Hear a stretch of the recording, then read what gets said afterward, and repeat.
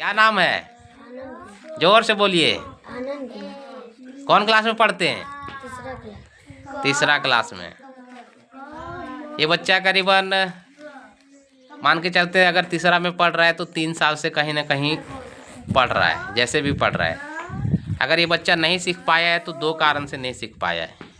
2-3 कारण मुख्य रूप से हो सकता है। पहला कारण कि बच्चा खुद ध्यान नहीं देता है। दूसरा कारण है कि अगर ये कोचिंग ट्यूशन जा रहा है तो वहाँ पर ध्यान नहीं दे रहा है। तीसरा कारण है कि स्कूल जहाँ जा रहा था वहाँ पर ध्यान नहीं दे रहा है।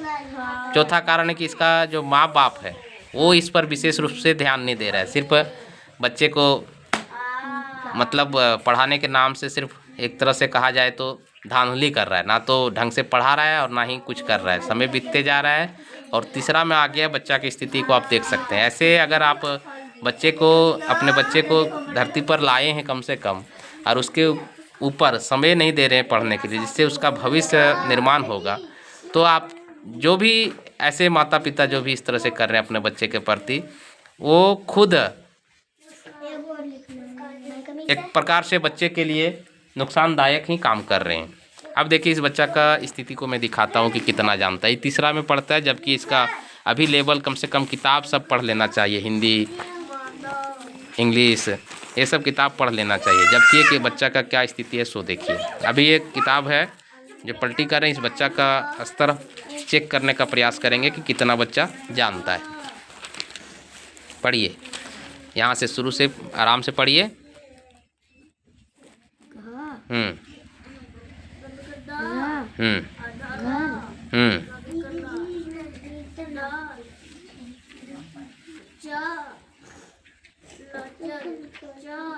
क्या है वो?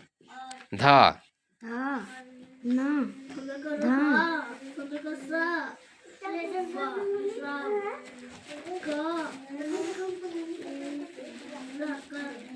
ये स्थिति है बच्चा का, जबकि ये तीसरा क्लास में है।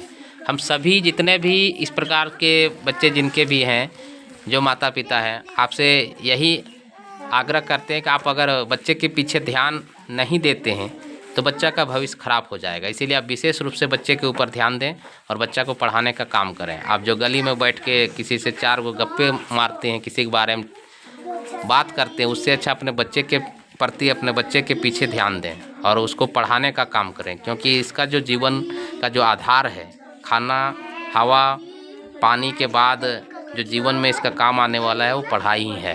इसीलिए अपने जो समय है, जो किसी चौराहे पर बैठ के गप मार के समय बर्बाद करते हैं, उसको अपने बच्चे के पढ़ाई में सदुपयोग करें और उसका जो स्कूल का चुनाव, चाहे कोचिंग चाहे ट्यूशन का जो चुनाव कर रहे हैं वो सही से कीजिए, ताकि बच्चा आपका सुधरे और आपका बच्चा का भविष्य बने।